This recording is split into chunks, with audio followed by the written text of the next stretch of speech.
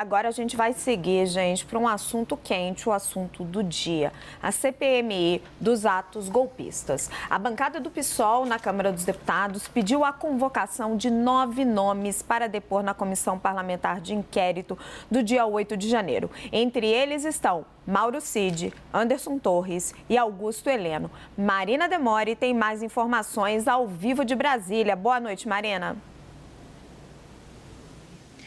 Oi, Raquel, uma boa noite para você, boa noite a todos. Olha, o plano de trabalho da CPMI só vai ser apresentado e votado na semana que vem, mas os deputados e senadores que fazem parte da comissão já começaram a protocolar requerimentos para convocação, de autoridades que devem, então, prestar esclarecimentos ao Parlamento. Entre os possíveis futuros convocados estão Anderson Torres, o general Augusto Heleno, também Ricardo Capelli, que foi interventor federal aqui no Distrito Federal, o governador Ibanez Rocha, Mauro Cid, que é ex-ajudante de ordens do ex-presidente Jair Bolsonaro, também Flávio Dino, o delegado Andrei Passos, que é diretor da Polícia Federal, e também Gonçalves Dias, que na ocasião do dia 8 de janeiro era o responsável, era o ministro-chefe do Gabinete de Segurança Institucional. Todos esses requerimentos precisam ser votados e aprovados, então, pelos 32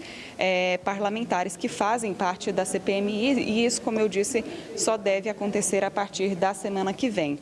Hoje, a CPMI foi instalada aqui no Congresso Nacional. Foi definida, por exemplo, a mesa diretora que vai conduzir os trabalhos da comissão. A gente preparou uma arte para mostrar para o pessoal de casa. O deputado Arthur Maia, do União Brasil, foi eleito o presidente. O senador Cid Gomes, do PDT, foi escolhido como vice-presidente da mesa. Seguindo um acordo com os partidos, o senador Magno Malta foi indicado como segundo vice-presidente e a relatoria da comissão ficou com a senadora Elisiane Gama, do PSD. Lembrando que a CPMI vai apurar, então, os atos do dia 8 de janeiro, quando criminosos invadiram as sedes dos 3 poderes aqui em Brasília, Raquel. E o que a gente pode esperar é bastante polêmica e muitas discussões, Hoje a gente já teve uma prévia com muito bate-boca. De um lado, a base do governo emplacando aquela leitura de uma tentativa de golpe de Estado, atribuindo inclusive ao ex-presidente Jair Bolsonaro algumas das responsabilidades. E do outro lado, a oposição vai tentar atribuir essas responsabilidades à atual gestão do presidente Lula. Claro que a nossa equipe da CNN vai estar acompanhando passo a passo dessa tão importante CPMI. Volto com você. Obrigada, Marina. Qualquer novidade é só chamar. A CPMI do 8 de janeiro começou, claro, gente, com confusão e bate-boca entre os parlamentares. Depois de seu pronunciamento, Marcos Duval tentou interromper a fala de Eduardo Girão. Diante da insistência de Duval em não deixar o colega falar, o presidente interino da comissão, Otto Alencar, subiu o tom e pediu que ele se comportasse como senador. Vamos ver. Começa com o governo dominando algo que deveria ser um instrumento da oposição e da minoria. Senador Marcos Duval, o regimento não permite que Vossa Excelência venha interromper. Todos ouviram Vossa Excelência, todos ouviram Vossa Excelência, o senhor não pode interromper. Corta o som do Marcos Duval. Senador Marcos Duval parece que não quer instalar a CPI. Se o som dele ficar ligado, a CPI não vai acontecer. Acabou.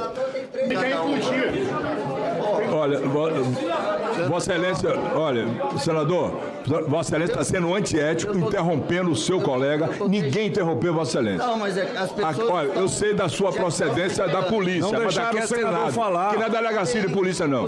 Vossa Excelência mantenha calado. Não precisa... Tá? Que não é delegacia de polícia, não. Aqui é Senado Federal. Se comporte como senador. E Vossa Excelência não tem se comportado como senador em outras datas aqui. Você é falta de decoro, é diferente, é muito diferente. Eleito para presidir a CPMI, o deputado Arthur Maia afirmou ao assumir o posto que a comissão terá a missão de investigar narrativas do governo e da oposição sobre os atos de 8 de janeiro em Brasília. Vamos ouvir. Nós sabemos que há uma narrativa de que tudo o que aconteceu está envolvido em uma orquestração maior de um possível golpe para interromper a democracia no Brasil. Isso tem que ser investigado. Isso não pode passar em branco. Por outro lado, eu sei também que existe a narrativa de que houveram facilitações e etc. Enfim, todos esses discursos existem e nós, 64 senadores e deputados, teremos a obrigação de, com toda honestidade, colher as provas e fazer isso publicamente. Em entrevista à CNN, a relatora da CPMI, a senadora Elisiane Gama, afirmou que a comissão surge para fazer uma investigação e que serão usados todos os instrumentos necessários para chegar aos financiadores dos atos. Não há dúvida nenhuma, teremos a responsabilidade devida, teremos a diligência devida e buscaremos todos os instrumentos que são peculiares de uma comissão para que nós possamos, de fato, chegar ao ponto fundamental, que são os financiadores desse crime, os autores intelectuais desse crime, os incentivadores desse crime. Nós sabemos que os executores estão aí, já é público, não é? Inclusive alguns presos, indiciados, e, portanto, o Brasil, de fato, já tem conhecimento. Nós precisamos ter uma caminhada um pouquinho mais atrás, não é? Como se deu esse planejamento, quem financiou, o volume financeiro e até de onde veio, de fato, todo esse volume financeiro que houve o investimento para que a gente tivesse esse momento triste da história brasileira, que foi o 8 de janeiro. E vamos para a nossa análise. Natália, nossa editora-chefe, coloca de novo a arte dos nomes principais da comissão, do comando da comissão. Tainá, olha lá. Arthur Maia, presidente, Magno Malta, vice-presidente, Cid Gomes, vice-presidente, Elisiane Gama, relatora. O que esses nomes te dizem? Arthur Maia prometeu ali investigar narrativas da oposição e do governo. Pois é, ele já se coloca como um independente, e né, do União Brasil. Dentro do União Brasil, embora tenha 3 ministérios, não se intimida em se tratar como independente publicamente. E é o caso do Arthur Maia. Ontem a gente falava aqui que o Arthur Maia é a representação do Arthur Lira. Foi bancado pelo presidente da Câmara dos Deputados, que teve muita influência na indicação dos membros, inclusive sob o olhar e a conivência da bancada do governo na Câmara dos Deputados, principalmente ali com os petistas, dando aval para o presidente da Câmara dos Deputados escolher ou vetar nomes para participar dessa CPMI. O que a gente precisa observar a partir de agora é como esses governistas ou liristas vão se comportar para tentar desarmar a tal narrativa que a oposição, a qual o Arthur Maia se refere, vai tentar emplacar, de transformar os golpistas em vítima, e como vão conseguir e se vão conseguir fazer frente aos desgastes que virão para o governo. Porque, claro, virão desgastes para a ala bolsonarista, a direita, pode respingar no ex-presidente Jair Bolsonaro, mas é o ex-presidente. O desgaste que vai vir para o governo pode ser muito maior, atrapalhar o andamento do governo, que já está com várias dificuldades de sanar as suas questões políticas, inclusive de articulação com o Congresso Nacional. O governo, vale lembrar, não se organizou de início porque o presidente da República veio a público a dizer que era contra essa CPI. Então, houve um recuo da base governista, dos petistas em relação a esse assunto, que ficou paralisado e só veio à tona depois da divulgação das imagens envolvendo o GSI de Lula, Gonçalves Dias, pela CNN Brasil. O governo foi obrigado a abraçar essa CPI sem querer. E agora fez alguns movimentos ali que podem comprometer o que a CPI fará, quais são as decisões, o avanço, que avanço que a oposição terá dentro dessa CPI. Bia, e você, qual a leitura que você faz da composição dessa mesa e desse primeiro dia? A gente está ouvindo que a oposição, o papel dos governistas vai depender muito, a Tainá acho que trouxe um pouco aqui, mas de como outras questões que atrapalham o governo no Congresso forem sendo conduzidas, né, por parte da oposição. Então, a gente está falando também de uma instalação de CPI do MST, isso pode, aí sim, trazer mais desgaste para o governo junto ao agro, né, e dificultar ainda mais o diálogo do Lula com esse setor, do governo Lula, de certa maneira. Então, a reação que a gente vai ter ali na CPMI do 8 de janeiro, por parte de quem integra a base do governo, eu acho que também vai depender muito do quanto vier em outras frentes aí que vão desgastar o Planalto, que vão gerar dor de cabeça para o Planalto, para tentar, de certa maneira, balancear ou contrapor. Mas, de novo, nada disso é produtivo, seja para o país, seja para o próprio governo, que precisa conseguir emplacar suas pautas lá. A gente está falando de discutir reforma tributária, coisas que são muito mais importantes para o país e, inclusive, para o governo conseguir entregar alguma coisa ao final. Enquanto isso, tem essa batalha de CPIs aí de lado a lado. Renata, vamos falar um pouquinho do Magno Malta? Se não me engano, foi o presidente Arthur Maia que disse que a escolha de Magno Malta para compor essa mesa diretora da CPMI buscava dar credibilidade à CPMI para trazer também um nome de oposição. Mas hoje, a Procuradoria-Geral da República pediu ao STF a abertura de um inquérito para apurar as declarações do senador sobre os atos de racismo contra o jogador Vini Júnior na Espanha. Ele fez declarações absurdas, perguntando por que as entidades de proteção aos animais não tinham reagido, enfim, buscando holofote, buscando polêmica, buscando as atenções para si. Faz sentido Magno Malta aí nesta CPMI, se eles querem atingir resultados concretos?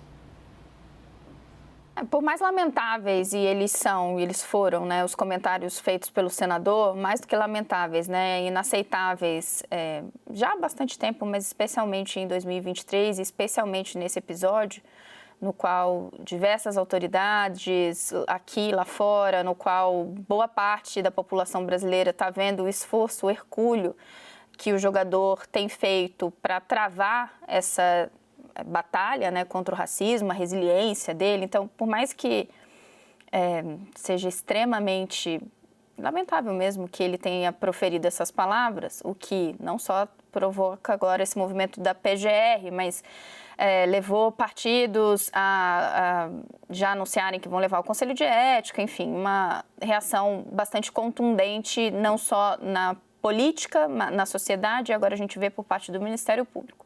Mas ainda que haja tudo isso, isso não necessariamente descredencia de atuar na CPMI. Não há nenhuma questão regimental que o impedisse de estar lá.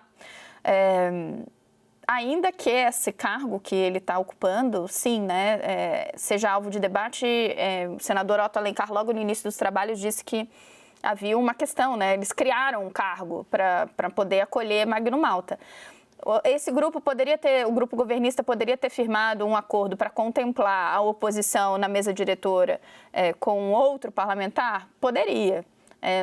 Acabou querendo dar mais esse palco ao senador Magno Malta. Um palco que, infelizmente, ele tem mostrado que escolhe usar, quando assim o tem no parlamento, de formas bastante reprováveis, como foi o caso em relação aos comentários sobre Vini Júnior. Joel, pegando o gancho da Renata e o que a gente trouxe, né, as imagens do senador Otto Alencar, não é isso, Tainá? Dizendo, isso aqui não é delegacia. E aí a gente contrapõe com a relatora da CPMI, a Elisiane Gama, dizendo que quer chegar nos financiadores, coisa que está difícil até para a PGR. Você acredita em resultados concretos? Eu acredito em palanque concreto para os políticos que forem participar e forem falar. Eu acredito que quem vai chegar nos resultados, eu espero mesmo que chegue, eu estou até otimista, Raquel, a gente já discutiu outro dia, mas acho que a polícia talvez chegue nos financiadores, nos organizadores, espero eu que sim, tá? Porque houve, né? As pessoas não surgiram lá do nada, elas foram levadas, elas angariaram fundos, elas foram hospedadas ali, se acamparam, tinha comida, tinha tudo, então tinha uma organização e tinha um financiamento, eu espero que sim, descubram quem foi, de onde veio e de onde veio a ideia também. O senador Arthur Maia falou que é uma narrativa de que alguém poderia ter organizado, mas não brotou espontaneamente na cabeça de milhares de pessoas ir para os prédios ao mesmo tempo, sabe? A Polícia Federal, quando eles estavam se deslocando para lá, já disse, olha, tem um plano aí de invasão dos prédios públicos. Ou seja, o plano já existia, se até a polícia que estava fiscalizando sabia, quanto mais quem estava por trás disso tudo. Então tem. E eu sinto um pouco que essa CPI, assim como a que a Beatriz trouxe também, da CPI do MST, parece que funciona um pouco como uma faca no pescoço do governo, né? Se o governo inventar muita onda, facilmente essas CPIs entram no pior tipo de palanque político. Eu não tenho dúvida que o Magno Malta vai se utilizar disso o quanto puder para, assim, alimentar as teorias mais malucas de todas, as mais conspiratórias, como, por exemplo, no fundo, foi tudo um grande plano do governo Lula para dizer que foi vítima de um golpe e, na verdade, ele é que está por trás de tudo. É evidente que essa ideia é mentirosa, mas também é evidente que essa ideia irá surgir, porque ela é forte em redes sociais de apoiadores extremados do Bolsonaro. Essa ideia está aí, ela vai surgir, ela existe no Congresso também. O que teria de mais sério nessa CPI? Eu diria que teria 2 caminhos mais sérios aí. O caminho do governo, que é tentar chegar nos financiadores, nos organizadores, tentar saber até quão alto na hierarquia do governo alguém sabia de alguma coisa, tá? Será que General Heleno sabia de alguma coisa? Será que Braga Neto sabia do plano? O Braga Neto que chegou a falar para os manifestantes lá ao longo dos meses, né? Tenham fé, né? Não percam a fé, uma coisa assim. Será que outros servidores do GSI? Será que Mauro Cid sabia alguma coisa? Será que Bolsonaro sabia que sim, era uma tentativa alucinada de golpe, mas era uma tentativa de golpe que seria feita? Bolsonaro que passou meses sem nenhuma vez pedir para as pessoas irem para casa.